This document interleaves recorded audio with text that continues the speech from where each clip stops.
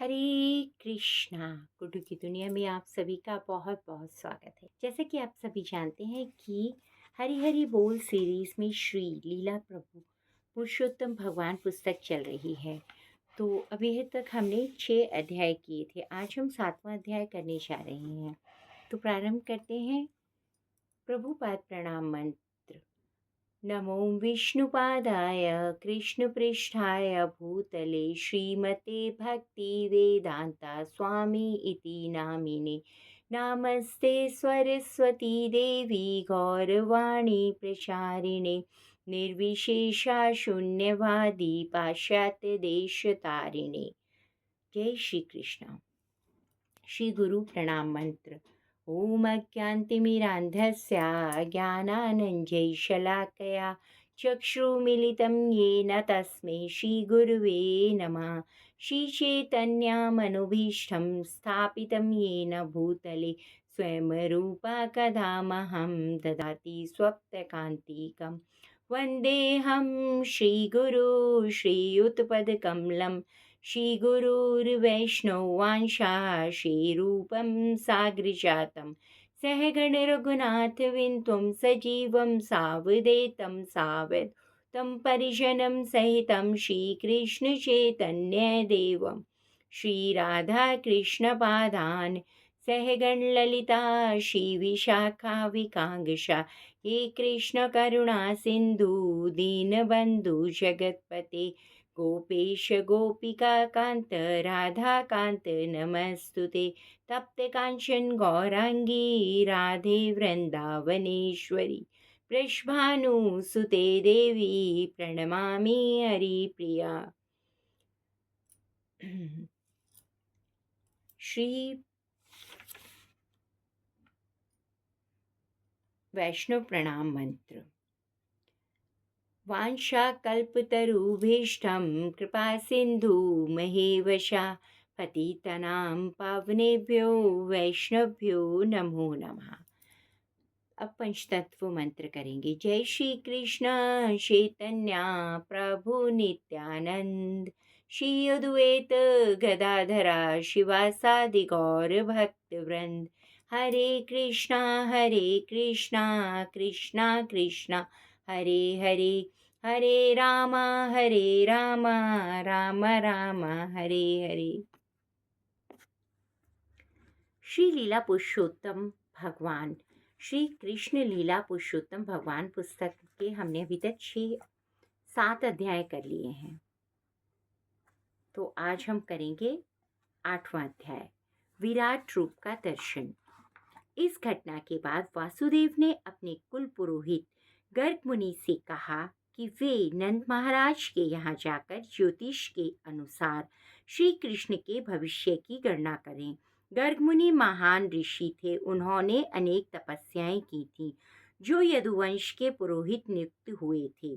जब गर्ग मुनि नंद महाराज के यहाँ पहुँच गए तो उन्हें देखकर परम प्रसन्न हुए और परम तुरंत ही हाथ जोड़कर खड़े हो गए तथा उन्होंने उनका सादर अभिवादन किया। उन्होंने गर्ग मुनि का इस भाव से स्वागत किया कि मानो कोई ईश्वर या श्री भगवान की पूजा कर रहा हो। उन्होंने उन्हें उत्तम आसन दिया और जब वे बैठ गए तो उनका हार्दिक स्वागत किया।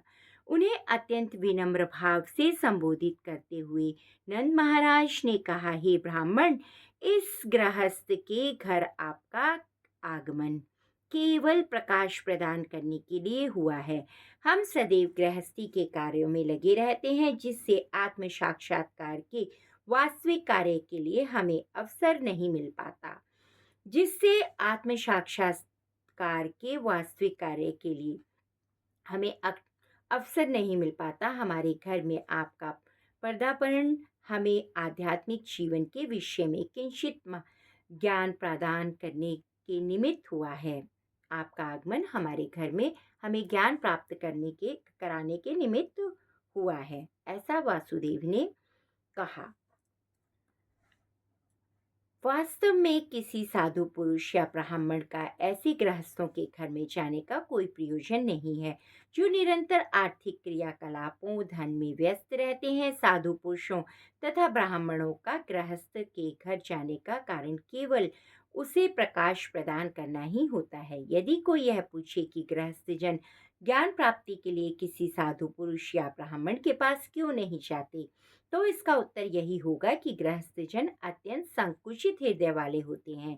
सामान्यतः गृहस्थ जन सोचते हैं कि उनका प्रधान कार्य पारिवारिक मामलों में व्यस्त रहना ही है और आत्म साक्षात्कार या आध्यात्मिक ज्ञान का प्रकाश गौण है। केवल दयावश ही साधु पुरुष तथा ब्राह्मण जन गृहस्थ जनों के घर जाते हैं। नंद महाराज ने गर्ग मुनि को ज्योतिष विज्ञान के एक सबसे बड़े पंडित कहकर संबोधित किया। सूर्य या चंद्र ग्रहण जैसी घटनाओं के विषय में जो फलित ज्योतिषी की भविष्यवाणी आश्चर्यजनक जनक गणनाएं और इसी विज्ञान विशेष के द्वारा की जाती हैं, मनुष्य को स्पष्ट रूप से समझा जा सकता है। गर्ग मुनि इस ज्ञान में पटु थे। इस ज्ञान के द्वारा यह जाना जा सकता है कि मनुष्य के विगत कर्म क्या हैं, जिसके परिणाम स्वरूप मनुष्य इस जीवन में सुख या दुख भोग रहा है।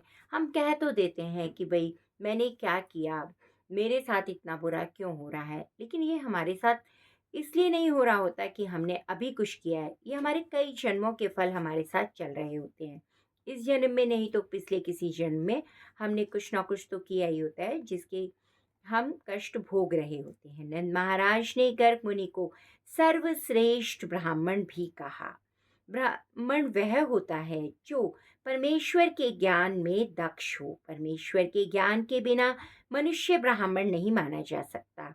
इस प्रसंग में प्रत्युक्त सही शब्द ब्रह्म विद्वान है, जिसका अर्थ है जो पुरुष जो परमेश्वर को भली भांति जानते हैं। एक दक्ष ब्राह्मण अन्य उपजातियों, क्षत्रियों तथा वैश्यों को सुधारने के लिए सुविधाएं प्रदान कर सकता है। शूद्र कोई संस्कार संपन्न नहीं करते। ब्राह्मण को क्षत्रिय या वैश्य का गुरु या पुरोहित माना जाता है।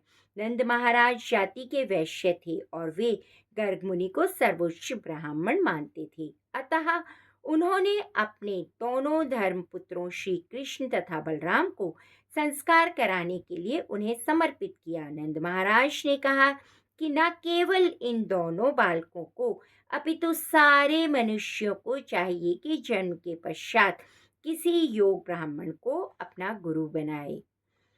कहते हैं ना, गुरु के बिना ज्ञान नहीं मिलता, ऐसे ही गुरु के बिना मुक्ति भी नहीं मिलती। गुरु ही हमें भगवान तक पहुंचने का रास्ता दिखाते हैं। इस प्रार्थना पर गर्ग मुनि ने उत्तर दिया, वासुदेव ने मुझे इन बालकों का विशेष रूप से श्री कृष्ण का संस्कार कराने के लिए भेजा है। मैं उनका कुल पुरोहित हूँ और अगर मैं इनको संस्कार कराऊं तो संयोगवश यह लगेगा कि श्री कृष्ण देवकी के ही पुत्र हैं। अपनी फलित ज्योतिषी गणना से गर्ग मुनि समझ गए थे कि श्री कृष्ण देवकी के ही पुत्र हैं, किंतु नंद इसे सर्वदा अनजान थे। परोक्ष रूप से उन्होंने यह कहा कि श्री कृष्ण तथा बलराम दोनों वासुदेव के पुत्र थे।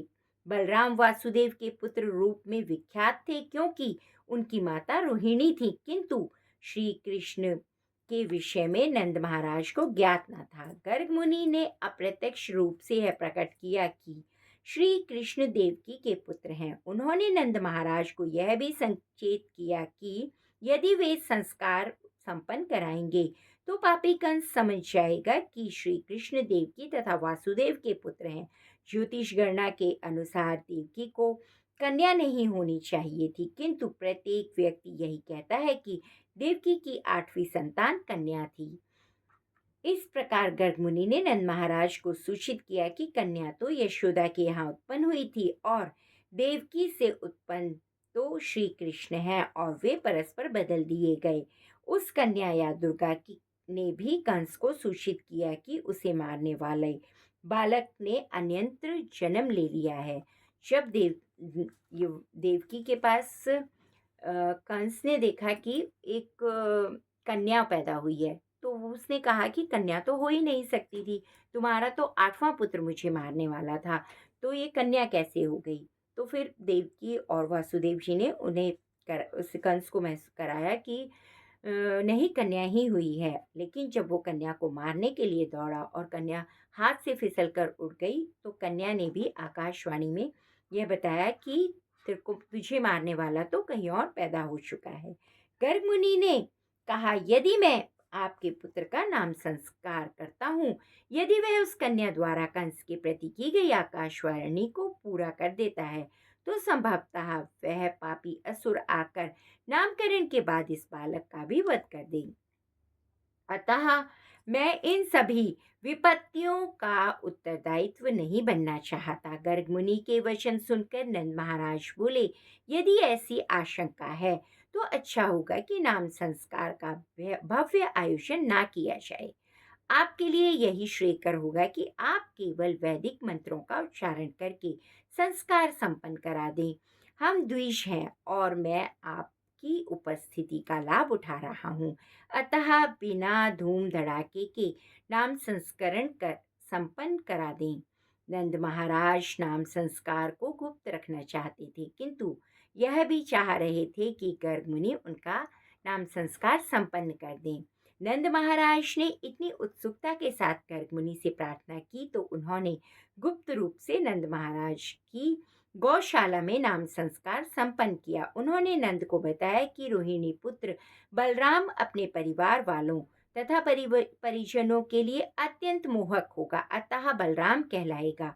भविष्य में वह अद्वितीय बलशाली सिद्ध होगा, अतः बलराम कहलाएगा। गर्ग मुनि ने आगे बताया, चूंकि आपके कुल तथा यदुकुल में घनिष्ठ संबंध है, अतः उस बालक का नाम संस्करण भी होगा। इसका अर्थ यह हुआ कि गर्ग मुनि ने रोहिणी के पुत्र के 3 नाम रखे, बलराम, संकर्षण और बलदेव। उन्होंने चातुर्य से यह बात प्रकट न होने दी कि बलराम भी देवकी के गर्भ में ही प्रकट हुए थे और बाद में उन्हें रोहिणी के गर्भ में स्थानांतरित कर दिया गया। श्री कृष्ण तथा बलराम सगे भाई सहोदर हैं और मूलतः देवकी के ही पुत्र हैं। फिर गर्ग मुनि ने नंद महाराज को जानकारी दी, जहाँ तक आपके पुत्र का प्रश्न है, इस बालक ने विभिन्न युगों में विभिन्न शारीरिक रंग धारण किए हैं। सर्वप्रथम इसे श्रेष्ठ श्वेत रंग धारण किया, फिर लाल रंग, पीला रंग और श्याम रंग धारण किया। इसके अतिरिक्त यह सबसे पहले वासुदेव का पुत्र था। इसका नाम वासुदेव तथा श्री कृष्ण होना चाहिए, अतः कुछ लोग इसे श्री कृष्ण कहकर पुकारेंगे तो कुछ लोग इसे वासुदेव कहेंगे। श्री कृष्ण किंतु आपको एक बात जाननी चाहिए कि आपके विभिन्न लीलाओं के कारण इस बालक के अन्य नाम तथा कार्यकलाप होते रहेंगे। गर्ग मुनि ने नंद महाराज से यह भी संकेत किया कि उनका पुत्र गिरिधारी कहलाएगा, क्योंकि यह गोवर्धन पर्वत को उठाने का असाधारण कृत्य करेगा। चूंकि भगवान वे भूत तथा भविष्य के विषय में जानने वाले ज्योतिषी थे, अतः वे बोले, मैं इसके कार्यों तथा नाम के विषय में हर बात जानता हूँ, किंतु यह अन्य लोग नहीं जानते। यह बालक समस्त ग्वालों तथा गायों को अत्यंत प्रिय होगा। वृंदावन में अत्यंत लोकप्रिय होने के कारण आपके लिए कल्याणकारी होगा। इसकी उपस्थिति से आप समस्त सांसारिक विपत्तियों को पार कर सकेंगे, चाहे कितने ही विरोधी तत्व क्यों ना आ जाएं। गर्ग मुनि ने आगे कहा, हे ब्रजराज, जब जब राजनीतिक कुव्यवस्था उत्पन्न हुई है, इस बालक ने अपने पूर्वजन्मों में चोर उच्चकों से साधुजनों की कई बार रक्षा की है। आपका पुत्र इतना शक्तिशाली है, जो भी इसका भक्त होगा उसे शत्रु सता नहीं पाएंगे। जिस प्रकार विष्णु सदैव देवताओं की रक्षा करते हैं, उसी प्रकार आपके पुत्र के भक्त भी नारायण भगवान के द्वारा सदैव सुरक्षित रहेंगे। नारायण अर्थात भगवान के स्तर पर आपका बालक शक्ति, सौंदर्य तथा ऐश्वर्य में हर तरह से उन्नति करेगा। एक तरीके से तो गर्ग मुनि ने बता ही दिया था कि ये साक्षात नारायण ही है। अतः मेरी सलाह में है कि आपकी सुरक्षा अत्यंत सतर्कता पूर्वक करें। आप इसकी सुरक्षा अत्यंत सतर्कता पूर्वक करें, अतः जिससे यह किसी व्यवधान के बिना विकास कर सके। दूसरे शब्दों में गर्ग मुनि ने नंद महाराज को यह भी बताया कि चूंकि वे नारायण के परम भक्त हैं, अतः भगवान श्री नारायण ने उन्हें अपने ही समान पुत्र दिया है। साथ ही गर्ग मुनि ने यह भी संकेत किया कि आपके पुत्र को अनेक असुर सताएंगे, अतः सावधान रहें और उनकी रक्षा करें।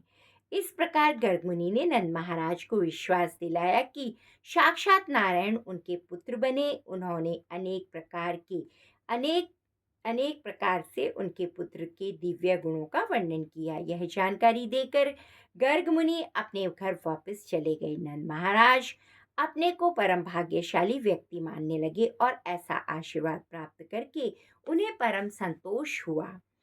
इस घटना के बाद कुछ समय बाद बलराम महाराज श्री कृष्ण दोनों ही हाथों और घुटनों के बल चलने लगे तथा पैरों में बंधी घंटिकाएं रुंझन रुंझन बजती और वे मनोहरी ढंग से इधर उधर घूमते। कभी कभी वे सामान्य बच्चों की भांति दूसरे बच्चों से डरकर अपनी रक्षा के लिए अपनी अपनी माताओं के पास दौड़े चले जाते। कभी वृंदावन की मिट्टी में रेंगने के कारण उनके शरीर से मिट्टी से लथपथ हो जाते। भगवान की जो शरीर थे मिट्टी में खेलते और मिट्टी से लथपथ हो जाते। वास्तव में उनकी माताओं द्वारा उनके शरीरों पर केसर और चंदन का लेप मला होता, किंतु मिट्टी में घुटनों के बल चलने के कारण उनके शरीरों पर मिट्टी लग जाती। ज्यों ही वे यशोदा तथा रोहिणी के पास आते, वे उन्हें गोद में उठाकर साड़ी के आंचल से ढककर दूध पिलाती। जब वे पैदान करते रहते तो माताएं उनकी दंतुलियां देखती रहती और अपने पुत्र को बढ़ता देखकर उनकी प्रसन्नता बढ़ जाती। कभी कभी नटखट बालक गौशाला तक चले जाते और बछड़े की पूंछ पकड़कर खड़े हो जाते। इससे बछड़े विचलित होकर इधर उधर दौड़ने लगते और बच्चे मिट्टी तथा गोबर के ऊपर घिसट जाते। इस कौतूहल को देखने के लिए यशोदा तथा रोहिणी अपनी पड़ोसिनों को यानी गोपियों को बुला लेती। ये गोपियां श्री कृष्ण की लीलाएं देखकर दिव्य आनंद में लीन हो जाती और प्रसन्नतावश वे जोर जोर से हंसने लगती।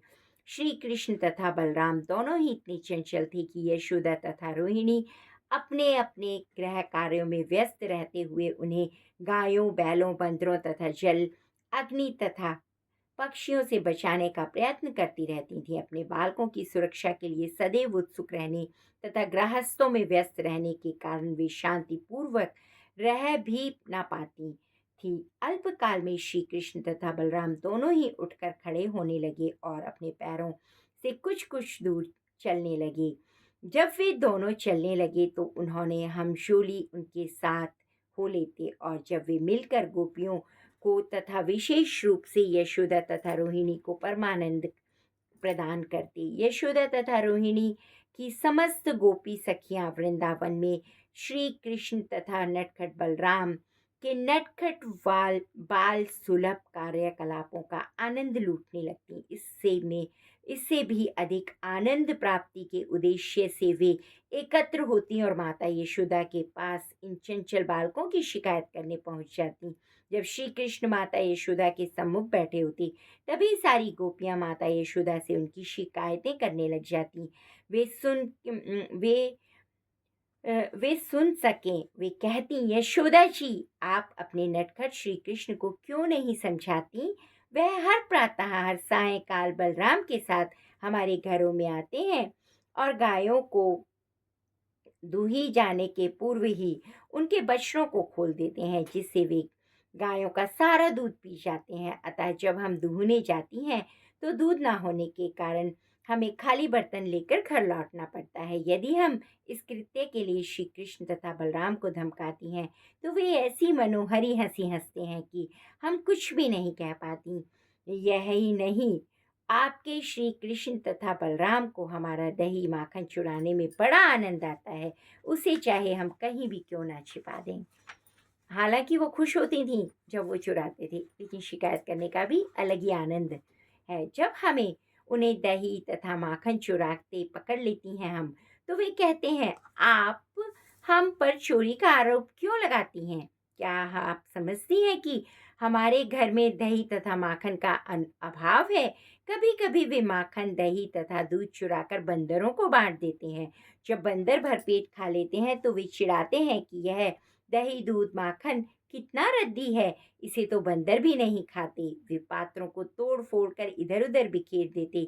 यदि हम दही, माखन तथा दूध को एकांत में अंधेरे स्थान पर रख देते हैं तो आपके श्री कृष्ण तथा बलराम अपने शरीर के आभूषणों तथा रत्नों से के तेज से उस अंधेरे में भी उसको ढूंढ लेते हैं। यदि कदाचित उन्हें छिपाया हुआ दही, दूध, माखन नहीं मिलता तो वे जाकर हमारे बच्चों को चिकोटी काटते हैं, जिससे वे रोने लगते हैं और दोनों भाग जाते हैं। यदि हम दही, माखन को छीके में ऊंचे पर टांग देती हैं तो अपनी पहुंच के बाहर होने पर भी चक्की के ऊपर काष्ठ के बक्से पर चढ़कर वहां तक पहुंच जाते हैं। यदि वे वहां तक भी ना पहुंच पाते तो पात्र में छेद कर देते हैं। अतः हम सोचते हैं कि आप अपने बालकों के शरीर के सारे रतन जड़ित आभूषणों को निकाल दें तो ज्यादा अच्छा है। यह सुनकर यशोदा मैया कहती हैं कि बहुत अच्छा है, मैं कृष्ण के सारे रत्न उतार लूंगी जिससे वह अंधेरे में माखन रखा ढूंढ ना पाए। तब गोपियां कहती हैं, नहीं नहीं, आप ऐसा ना करें। आप इन बालकों के रत्नों को उतार कर क्या करेंगी? हम नहीं जानती कि ये कैसे बालक हैं जो बिना आभूषणों के एक प्रकार का तेज फैलाते रहते हैं जिससे वे अंधेरे में भी प्रत्येक वस्तुओं को देख सकते हैं। तथा माता यशोदा उन्हें बताती हैं कि अच्छा, तुम लोग अपना माखन, दही, दूध सावधानी से रखो जिससे वे वहां तक पहुंच ना सकें।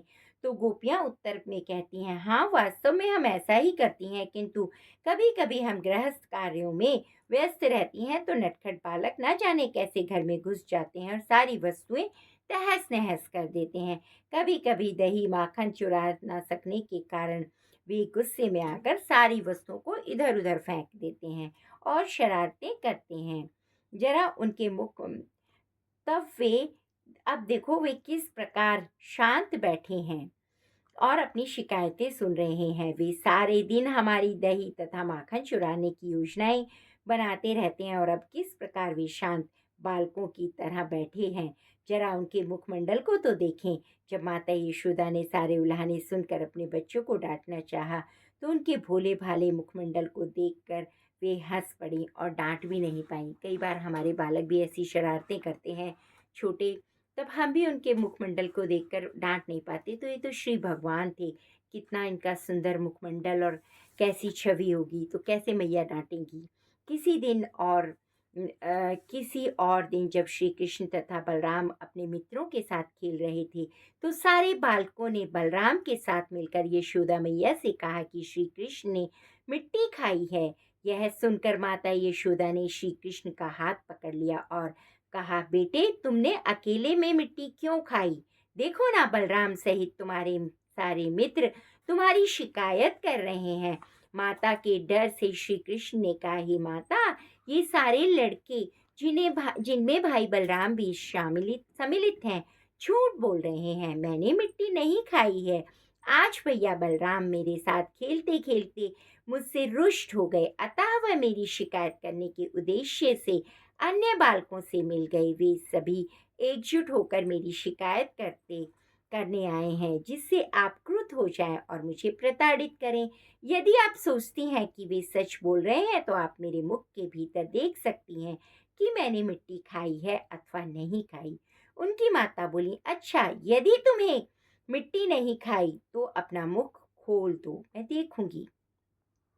श्री कृष्ण की माता ने इस प्रकार आदेश दिया तो उन्होंने एक सामान्य बालक की भांति अपना मुख तुरंत खोल दिया। जब माता यशोदा ने मुख के भीतर सारी सृष्टि का ऐश्वर्य देखा, माता यशोदा ने मुख के भीतर संपूर्ण ब्रह्मांड, आकाश, पर्वत, द्वीप, सागर, ग्रह, वायु, अग्नि, चंद्रमा तथा नक्षत्र देखे।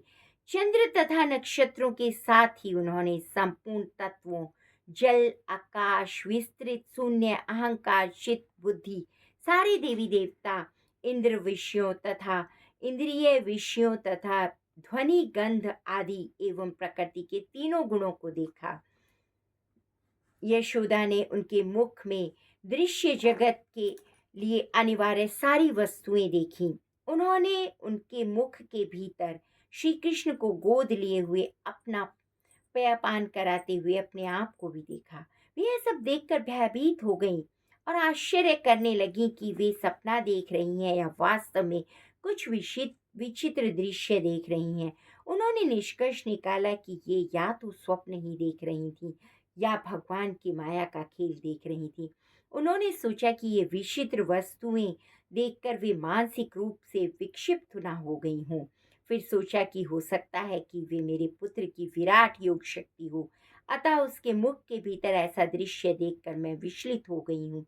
अतः मैं श्री कृष्ण को नमस्कार करती हूँ और चेतना, मन, कर्म एवं दार्शनिक कल्पना की अभिव्यक्ति से ऊपर हैं, जिनकी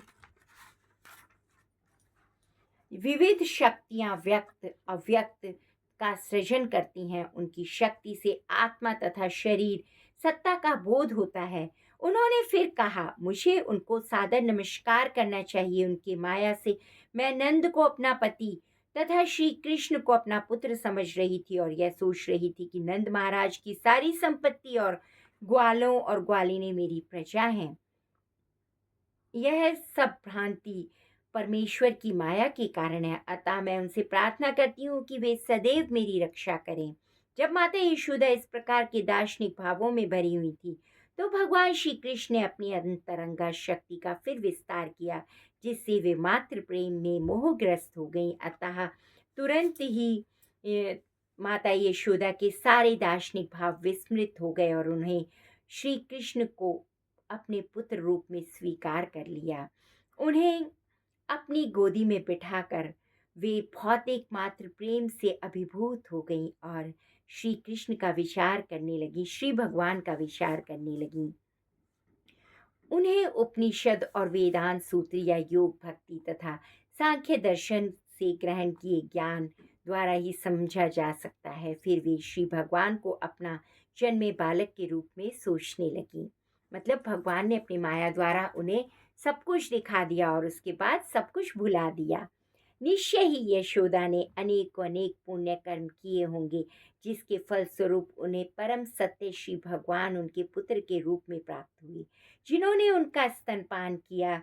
इसी प्रकार नंद महाराज ने भी अनेक प्रकार महान यज्ञ तथा पुण्य कार्य किए होंगे, जिससे श्री कृष्ण उनके पुत्र बने। उन्हें अपना पिता कहकर संबोधित करने लगे। किंतु यह आश्चर्यजनक है कि वासुदेव तथा देव की दिव्य कृष्ण की दिव्य लीलाओं से वंचित रहे। यद्यपि श्री कृष्ण उन्हीं के असली पुत्र थे, आज भी अनेक साधु तथा संत पुरुष श्री कृष्ण की बाल लीलाओं का गुणगान करते हैं, किंतु वासुदेव तथा देवकी की इस बाल काल्य की लीलाओं का साक्षात आनंद न उठा सके। इसका कारण सुखदेव स्वामी ने महाराज परीक्षित से इस प्रकार बतलाया। जब ब्रह्मा ने द्रोण नामक सर्वश्रेष्ठ वसु को अपनी पत्नी धरा के साथ संतान वृद्धि करने का आदेश दिया, तो उन्होंने ब्रह्मा जी से कहा, हे पिता, हमें आप आशीर्वाद दें। भविष्य में जब हम पुनः इस ब्रह्मांड में जन्म धारण करें, तो भगवान श्री कृष्ण अपने अत्यंत मनोहरी बाल्यपन के कारण हमारा सारा ध्यान आकृष्ट करें। श्री कृष्ण के साथ हमारे व्यवहार इतने प्रगाढ़ हों कि उनके साथ श्री कृष्ण की लीलाओं के श्रवण मात्र से ही प्रत्येक मनुष्य जन्म तथा मृत्यु के अविद्या सागर को पार कर सके। ब्रह्मा जी ने उन्हें यह वर दे दिया, जिसके फलस्वरूप द्रोण वृंदावन में नंद महाराज के रूप में और धरा नंद की पत्नी यशोदा के रूप में प्रकट हुए। इस प्रकार नंद महाराज तथा उनकी पत्नी यशोदा ने भगवान श्री कृष्ण को पुत्र रूप में प्राप्त करके अपनी शुद्ध भक्ति बढ़ाई। समस्त गोपियों तथा ग्वालों ने भी, जो श्री कृष्ण के सहयोगी थे, सहज ही श्री कृष्ण के लिए अपनी प्रेम भावनाएं विकसित की। अतः ब्रह्मा जी के वरदान की पूर्ति के लिए श्री कृष्ण अपने पूर्ण अंश सहित बलराम सहित प्रकट हुए और समस्त वृंदावन वासियों के दिव्य आनंद को बढ़ाने के लिए सारी बाल लीलाएं संपन्न की। इस प्रकार पुरुषोत्तम भगवान श्री कृष्ण के अंतरंग विराट रूप का दर्शन नामक 8वें अध्याय के भक्ति वेदांत तात्पर्य पूर्ण हुए। तो आप सभी को से बहुत बहुत प्रार्थना है मेरी कि इस पुस्तक के सभी अध्यायों को ध्यानपूर्वक सुने। श्री कृष्ण लीला पुरुषोत्तम भगवान पुस्तक ये श्री प्रभुपाद एसी भक्ति वेदांत स्वामी ने लिखी है। इस पुस्तक का एक ही माध्यम है, इस पुस्तक का एक ही माध्यम है कि यह हर व्यक्ति के घर घर तक पहुँचे। भगवान श्री कृष्ण की लीलाओं को हर कोई जाने, हर कोई समझे कि हमारे भगवान कैसे थे, कैसी उनकी लीलाएं थी। तो जो लोग नहीं पढ़ सकते हैं वो सुनकर कर सकते हैं, कथाओं में जाते हैं, घर पर बैठे बैठे भी सुन सकते हैं। ये एक छोटा सा प्रयास है हमारे द्वारा, गुड्डू की दुनिया चैनल के द्वारा भगवान की भक्ति का प्रचार प्रसार करने का। तो आप सभी से मेरा विनम्र निवेदन है कि आप भी इसमें सहयोग दें और कथा को आगे शेयर करें और आप भी लाभ उठाएं और अपने मित्रों को भी इसका लाभ दें। और कमेंट्स में जय जय श्री राधे लिखें। आप सभी का दिन मंगलमय हो, सभी स्वस्थ रहें, भक्ति में आगे बढ़ते रहें। इसी कामना के साथ हम इस पाठ को यहीं पर विराम देते हैं और अगला पाठ लेकर जल्दी आते हैं। धन्यवाद।